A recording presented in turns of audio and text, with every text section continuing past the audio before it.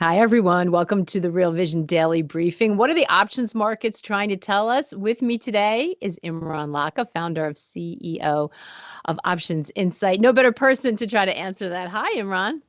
Hey Maggie, lovely to meet you finally. Yes, and I'm so excited to have you in the co-pilot seat today. So I think that it's fair to say at the very start that the options market can be intimidating for some people, but you have this amazing 8-part trading course that's live right now on our website where you really break it down and walk us through how this market works, the jargon, what it all means. I encourage everyone to check it out. It's so helpful.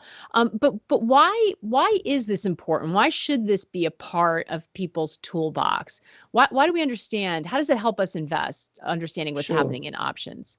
sure. So, I mean, there's a lot of sophisticated users of options in the market, right? And just like with everything in the market, there are various ways to break down the price action and what's going on under the hood. People look at breadth, people look at momentum, various things, positioning. This is just another way of doing that and kind of homing in on the kind of sophisticated end of the market who uses options from a hedging standpoint or from a speculating standpoint. And it just gives you a bit of a read on what some of those players are thinking and doing, which can sometimes help guide your own thinking about the market, right? So you might be bullish or bearish, but the options market is diverging from that and seeing opposite things going on. The flows that are going on in options might be the opposite, or they might confirm it. So it's just very useful to know that. And then one other thing that is very important about it is it gives you a feel for time horizons. It gives you a feel for risk premium looking out in the future. So people might be very sanguine for the next month or two, but they might be applying a massive risk premium for some meeting coming up in 3 months' time or some election and things like that. And you can price that and see what the market is actually anticipating of those events in the future, and then decide whether you agree or disagree, and there'll be opportunities to trade options around that. Yeah, I thought that was so interesting when you were in the introduction. You sit down with Roger and go over some stuff, and as I was listening to it, I thought, wow, it's sort of like 3D glasses. That there's things happening in the market that some of us can't see and others can, and I think we all want that advantage, even if we're not actually trading them. At least understand what the conversation's about. So I'm super excited about that. So we're going to take a look at today's action and walk through some of the themes that seem like they're dominating. And you can sort of, I think, help illustrate that a little bit. If you have any questions as we're doing that, I just want to say at the start, you know what to do. Put them in the live chat, the YouTube chat, or you can tweet us out Real Vision, and we'll get to as many as we can. So today's action was interesting, wasn't it, Imran? We saw stocks have been rallying. And not only stocks, but tech stocks, no less, that have been so beaten down. 3-day rally. We come in today, it's selling off, but it's kind of turned around and clawed back a lot of the losses we saw. People are talking about earnings. Some of them are looking at Microsoft. What were you seeing from your vantage point? Yeah, so it does seem that investors came in a bit underweight still this year. Obviously, last year was a tough one. Those people who didn't really see the China reopening story coming would have been a bit underweight, and I think that's starting to get addressed. We've seen a fair amount of short covering taking place, particularly in tech, and that's kind of been driving this move. But we're at this kind of key inflection point just above that 4,000 area on S&P, which everyone's looking at this like downtrend that's been in place for a while and saying, are we going to break this level or not? And it's still yet to really be fully confirmed. That price action in Microsoft, yeah, was not amazing. They knee-jerked higher on better EPS and then rolled over on guidance, and that may well be the sort of price action we see in a lot of these names over the next couple of weeks, right? Where expectations of EPS have probably been coming down quite a bit. Therefore, the hurdle to beat that maybe isn't as bad. But how are you going to have good guidance going forward, really, over the next couple of quarters, right? So I think like Tesla is a big one that's bounced pretty strongly off that 100 level. People are probably now starting to get puffed into the upside of this thing now. So it may well be a big flop today, a big disappointment after close. I don't know if the numbers are out yet. I'm guessing Yeah, they're not. we're keeping an eye on it. It doesn't look like they are yet, but between all of us, we'll try to catch it if it does come out, and it'll be interesting to see what it does in after hours, especially because that's a stock that has a lot of action around it all the time, doesn't it? It's got ridiculous option volumes as well. It's like the most heavily traded stock in terms of option turnover out of every stock. I mean, it That's just tells you incredible. that Why there's is so that? many punters, because there's just so many punters who want to speculate options in that name, right? It's been the retail favorite for so long. And we know retail love using short dated options as well on top of that. And now institutions are getting in on the act as well, right? So it's just You it's bring up a amusing. really interesting point that hadn't really even occurred to me yet, but there is a lot more retail participation in options, isn't there? Has that changed the dynamic of the market? Oh, but very much so. Over the last few years, the retail have really risen through the ranks in terms of how much they use optionality. And I always say, retail money, people they used to call retail money dumb money, Yeah. but I would say now it's just brave money, right? The thing about retail is these guys, a lot of them use one week or maybe even 1 or 2 day options a lot of the time. And they don't mind losing all the premium in one go, right? They've made peace with that. And maybe they're not spending a ton of premium when they do it, a grand here, a grand there. But the thing is, if loads of people are doing that at the same time, then it starts to really impact the market, right? And it puts Yeah. dealers into short positions, which then to some extent become a bit self-fulfilling when the move happens. That's interesting. I always, it annoys me when people call retail money dumb money, whatever we're talking about. It just doesn't seem accurate. But I like calling it brave money, and the idea that they're much more willing to take a punt if in some ways maybe feel like they have nothing to lose, or that's just what they're in it for. So that's been a really interesting development. So when you're looking at, just to go back to the broader market, so people came in, they were overly bearish, and so they had to cover their shorts, maybe helping drive some of the gains we've seen. How does it feel like the market's positioned now? So, I think this is where the option market helps, right? So last year we saw skew flatten pretty dramatically. Okay, and skew is the difference in volatility between downside puts and upside calls. So typically there's a structural bid for optionality, bid for downside protection, and a lot of people sell upside to fund that protection to get some premium back, right? And that's the structural flow that's always in the market, especially when people are invested in the market. The thing about last year is that because we were dripping lower and the story was clear that we were in a bear market, people didn't need that protection anymore because they were just more underweight than normal. And so if anything, they needed protection to the upside, which is why we saw skew flatten. It didn't quite flip because for skew to flip in equities is a pretty rare and pretty dramatic thing to happen. And it can happen in single stocks, but it doesn't really ever tend to happen in index, particularly developed world index. But we did see it flatten. And then it kind of bottomed out. And as we saw at the start of this year, as money's getting put back to work and the market's rallying, then skew's starting to catch a bit of a bid again. Nothing too dramatic. It's still pretty close to the lows. But it is interesting to see that money's being put back to work. And as people do add length to equities, it makes sense that they buy some puts against it and they buy some protection. And they're also more willing to sell the upside. Yeah. So if they're buying that protection, would you read that as there's a lot of uncertainty in terms of which way the market will go? So they just need to protect themselves, or are they making a more directed bet?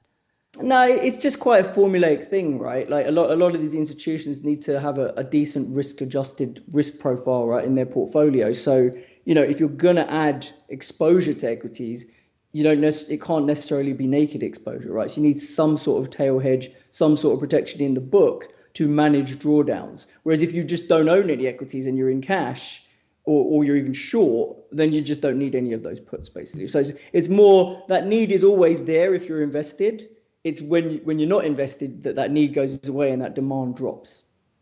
So Tesla is out. If you see me looking around, that's what I'm looking at. And earnings 119 versus 113 expected. Revenue 24.32 billion versus 24.16 billion. I think it's a little early, though. We're probably going to want to see some more details come out before people make a decision. We'll see if we can get a pre-market trade on that in a minute. But when we're looking at the stock market now, so what should people be looking for in terms of a good guide? Because we're heading into the FOMC.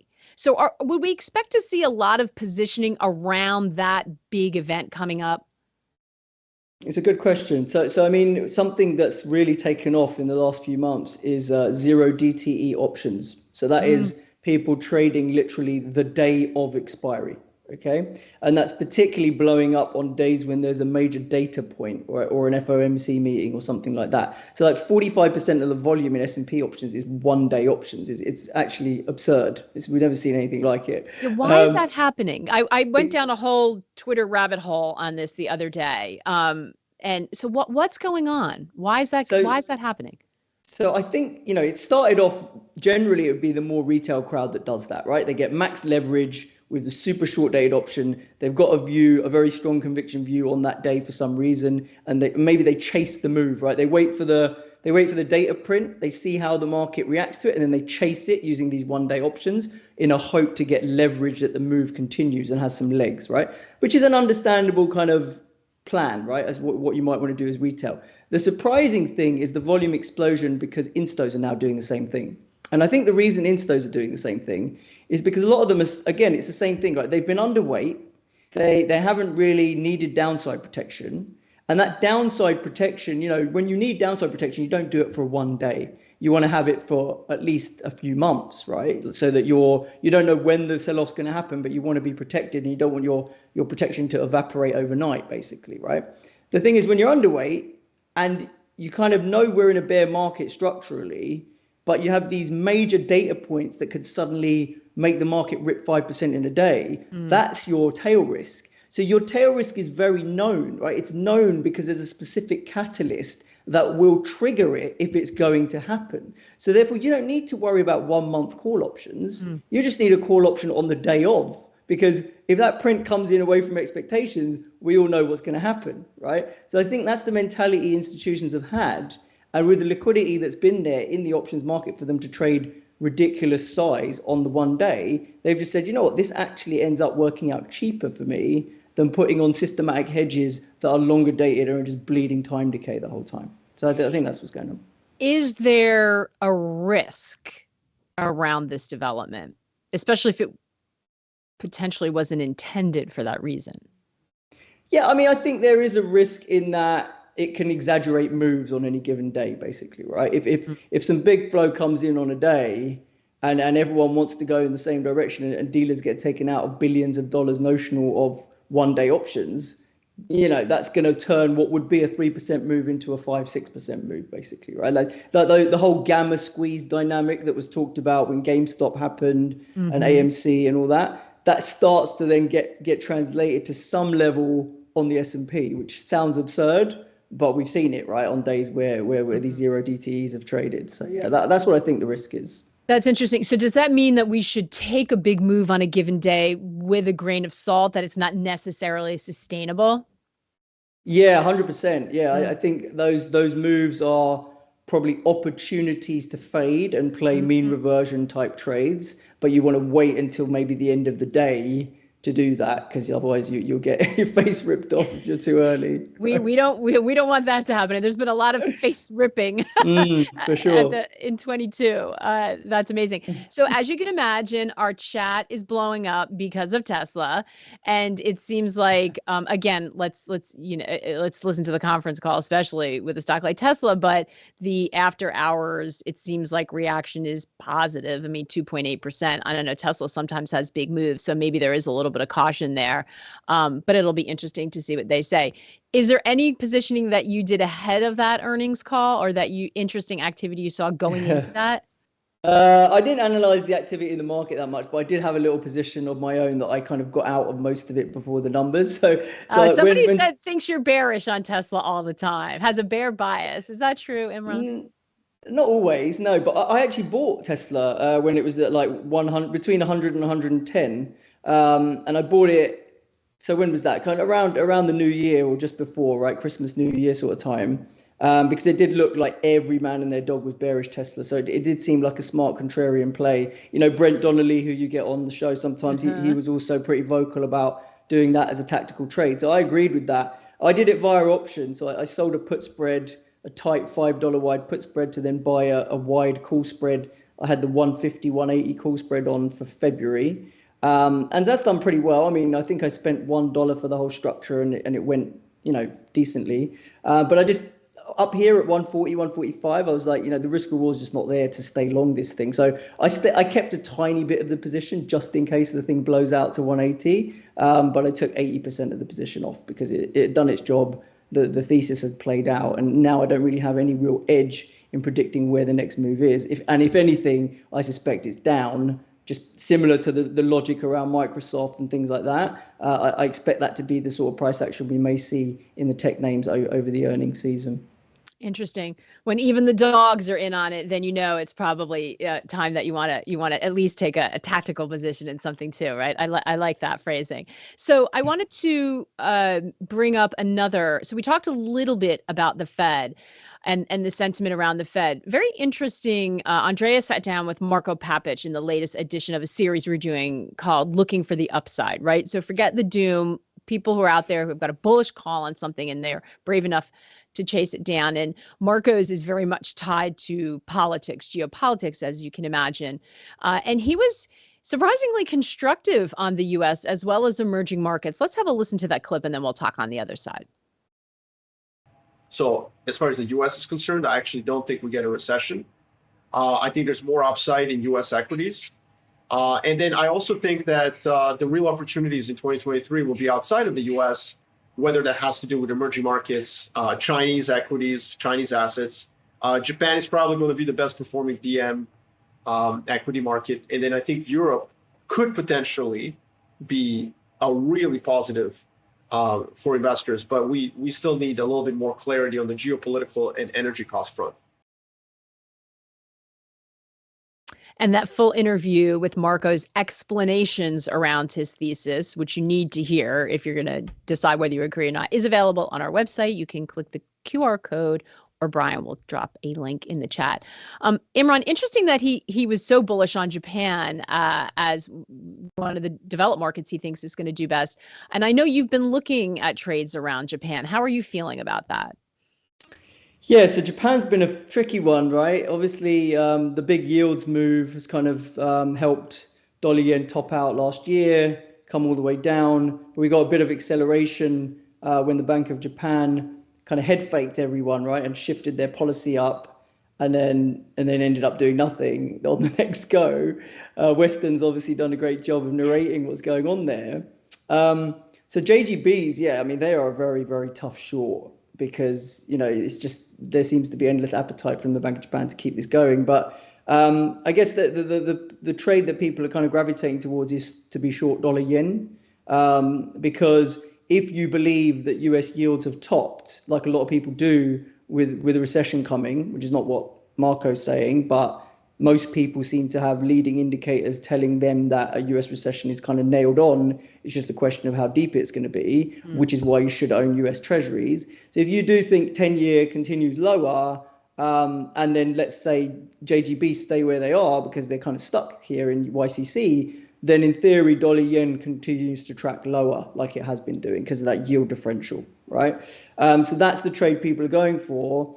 And the nice thing about that trade is you get the extra kicker that if you are short dollar yen and they do lift the cap, then it just drops 5-10 big figures quickly, basically. So it's like your way of expressing your view on yields going lower in the US, but with an extra kicker if they do finally let JGBs go, which we don't know if they will, but a lot of people do think at some stage when Kuroda goes out and the new person comes in, they're going to try and engineer some sort of exit from YCC. So the trade I'm looking at is some sort of option structure that sells volatility out to June because it's still quite elevated, but a directional structure, right? So where you buy a call spread on the yen, so you can do it via like the yen ETF or something. So you buy a call spread on the yen and you fund it by selling a put on the yen, and you do it at a level where you're comfortable, like for example 140 on dollar yen. I suspect is going to be a pretty hefty resistance on dollar yen there. So that would be the equivalent put strike of what you would sell on the yen. So that's the type of trade that I'm looking at.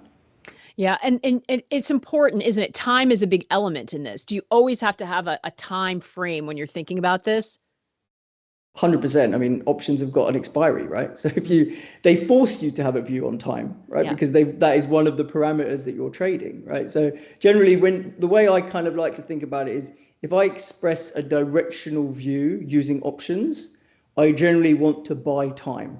I generally want to park that expiry long dated enough that my view plays out, right? The worst thing in the world is having a directional view, getting it right, but being, running out of time on your options and you're basically not in the trade anymore. So that's what you want to try and avoid. And then when you're doing trades that kind of earn premium and earn time decay to earn income maybe, then you want to keep the things relatively short dated so that you get your premium quickly, right? If you want to earn premium, there's no point selling a 1 year option because it's going to take you a year to make that money, right? So selling a 1 month option is a much better idea because you'll get that money in a month. And also you've got a better idea of what the landscape looks like for the next month than what the hell could happen in a year. Yeah, that's so useful. Oliver asking, do you use options to try to predict moves? Is put/call useful anymore? Yeah, so look, it's just another one of those ingredients basically, right? So I look at options pricing, I look at implied vol versus realized vol. I call that carry in the way I look at things. So I look at volatility carry. That gives me a sense for whether the dealers are long or short. It gives me also a sense of whether I want to be leaning net long or short options. I look at skew pricing to get a read on whether skew is pricing some super extreme tail that is now fully priced in, like peak panic, or skew is diverging from market direction, which is an interesting indicator, right? So when you start to see spot going in one direction, but skew starting to move materially in the opposite direction, you're seeing that option players are doing the opposite of what the spot is doing. Is there a reason behind that? And that can sometimes be a leading indicator of some kind, which is kind of the opposite of the peak panic phase where you're getting a market crashing, skew's gone through the moon, and you think skew hasn't been here in like 5 years. It's too extreme. It's oversold. I'll fade it basically, right? So those are the ways to kind of use these metrics to kind of get a feel for what they're telling you. This is so interesting. This is why I was thinking, as you were talking about it, just being sort of, super laser focused glasses, just to have a sort of another line of sight on the market that you can layer on, whatever thesis you're building. Because in a lot of the Academy courses, we talk about how to build those building blocks that you want to check off when you've got a thesis that you want to sort of put some money to work on. I'm laughing because Ralph is saying, we're talking about the upside because, of course, they're rolling out, and he's saying he has a new show idea looking for the downside. There's always a bear market somewhere. I think we've been accused of that a little bit, Ralph. We're trying to balance it out. But is there anything that you are concerned about in terms of that, Imran? I'm wondering about commodities because there was so much action last year. Yeah, I'm glad you brought that up because I have noticed something in commodities. Like with the China reopen trade, you've had a big influx back into metals. So copper, gold have gone ballistic, right, to some extent. And positioning has really gone that way. So you've seen a lot of specs come back in, a lot of hedge fund buying in that space. It's still got room to get back to the levels that we saw maybe a year or two ago. But CTAs have also, trend following funds have also piled back into metals. They're way longer metals on a relative basis than they are in energy. Technicals, the momentum in metals is kind of diverging. That's a signal that I often look for. So things like RSI, they're not making as high peaks as they were. They're making lower peaks whilst prices are still pushing a little bit higher. And that's called a momentum divergence. And then lastly, skew in metals has flipped. So you had skew for puts last year, generally. You didn't have it in silver, but you had it in gold, you had it in copper, gold miners, things like that. You are starting to see now pretty consistently call skew in gold, in copper, and even gold miners have started to move. So it does look like we're getting, at least in the short term, we're getting late in that rally of metals where we probably need some sort of correction. I doubt it's going to be a huge one because I think the buy the dip mentality for this space is going to remain. And I think China is a pretty strong tailwind, and it probably has some legs still to go, given that they tend to front load their stimulus. There's probably a lot of institutional money that wasn't allowed to touch China has got to come into China and take that market higher. And so that's a great point, the institutional money, because it was considered uninvestable for a bit, wasn't it? Completely. So you've had all the fast money pile back into China, but the slow moving money is still waiting for dips to buy, right? And I think that may well be the case in some of the commodities as well, because they've had such a quick move out the gates this year that it's only really the fast money that can react that fast, you know. So I think buy the dips is fine, but here you've got great opportunities to put on hedges in things like copper, gold, but via risk reversals, which is one of the trades that I talk about in the course. Is one of my favorite trades, actually, because it's just a really good way to risk manage your holdings. It is. We were remarking amongst ourselves that consistently, as we did a sort of turn of the year, asking people about their outlook, or, Q1, either one, gold kept coming up again and again. And obviously from some people who closely follow commodities, but even people who weren't particularly, a specialist in commodities, everyone seemed to like gold. I just taped an interview that we're going to do for the F side, Ralph, all about gold with Rick Rule, who we know is a long time, a commodity investor and follower. And so it is funny that so this is an instance where you want to have a strategy short term because it looks a little tired, but then you want to have a medium term because you do think people will come in and buy the dips, right? Yeah, so I think it's an easy trade, right? You own it from a physical perspective. Like, obviously, to go and buy it here if you haven't owned any is probably not the best tactical entry point, right? But I think majority of people who run a long-term portfolio have got some gold in it, right? Whether they've got 5%, 10%, 20%, who knows? I know I've got some, right? So I've had that for a while. It's having a good move. That gold is staying in the portfolio. That gold is going nowhere, right, for a long, long time. But in the super short term, it looks tactically very overbought, and there's not a single person that you can find who's bearish gold, right? Which says to me, it's probably got a pullback coming, right? How steep, I don't know. But do you see what I mean? So the way I think about it is, I've got a structural position. I want to keep it. But if I get taken out of half my position, another 10% higher in the next 2 months, I can live with that, right? Yeah. And that gives me ammunition to sell call options, right? And then with the premium I receive for those call options, then I'll buy some put options.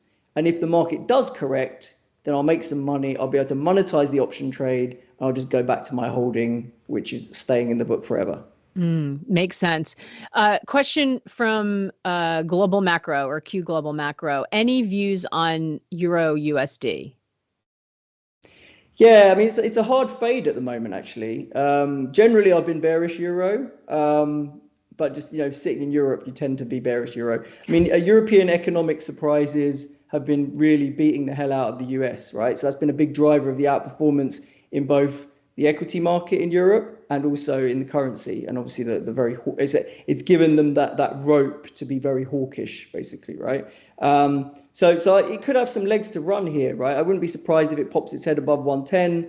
I thought the Italian bond market was going to prevent it from, doing too much, but for now that seems to be quite well behaved. So I'd be watching for those little stress points like, Bund BTPs are blowing out now, and therefore they're going to have to calm down. But right now, I would say, it's probably a bit dangerous to fade it. I mean, optionality is not too expensive. It's on an 8 handle if you look at the money vol on Euro. So if you wanted a punt, you could probably buy some outright puts, but selling calls is probably not that safe anymore because I don't really know where the top comes in this thing. Also, a question about the VIX. Is it at a temporary low?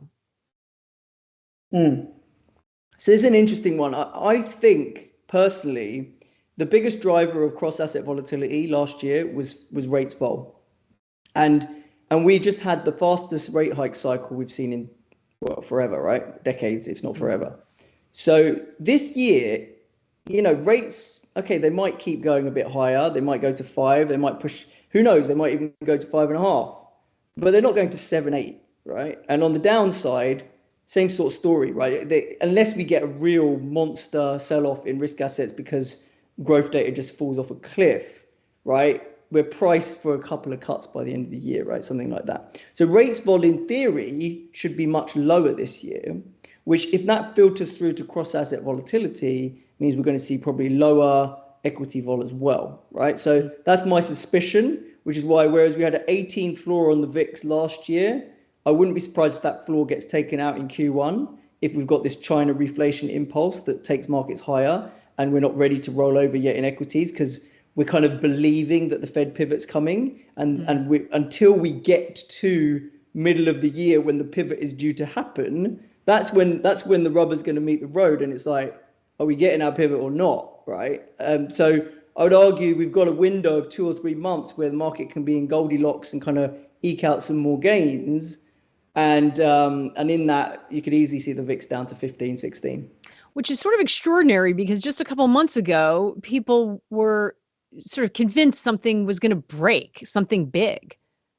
Is that off the table now?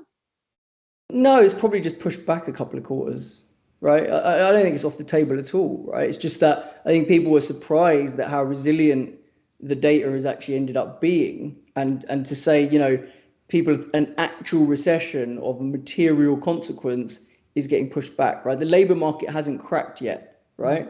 It's when the labor market cracks and people are thinking it's another 3 to 6 months away, that then we see, we look into Powell's eyes and we see whether he's actually going to, hold true to his projections of 5.1 terminal rates till the end of the year, right? And a lot of people don't believe he will, but that's what we're going to have to evaluate in the face of a labor market that is materially slowing down.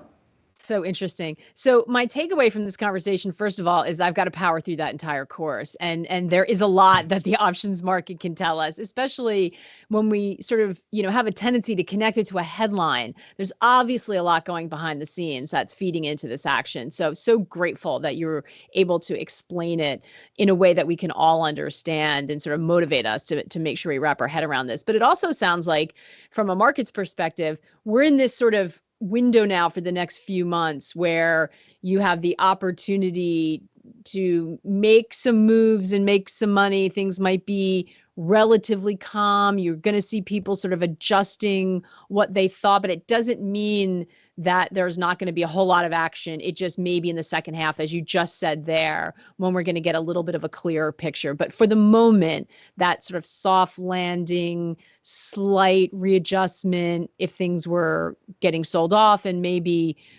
for things that had to run up, a slight pullback, there's going to be a little settling in, and then maybe we're off to the races again mid-year, second half. Sounds about right. Sounds about right. If we only had a crystal ball. Imran, thank you so much. This was really, really educational. I really enjoyed the conversation. I've been seeing all these tweets about some of this activity in the option market, and I think you really helped us understand what's going on. So appreciate you. Pleasure speaking to you, Maggie. Look forward to doing it again. Great stuff. And we are, as we close out, we'll be back tomorrow, of course, same time. And as we close out, we have a little bit more information. If you want to dig in and go through that 8-part course, it'll fill you in on what to expect. In the meantime, take care and good luck out there. The whole point is to try and make options more accessible, more approachable, and more intuitive. Why are you doing these trades? What are you trying to achieve? That's what I've always done from when I first started Options Insight. Make people realize that they're not as risky as they're made out to be. In fact, they kind of help you manage your risk if you understand how to use them correctly. I'm going to try and lay it out in those layman's terms and make it much more understandable than I think the average option course out there does.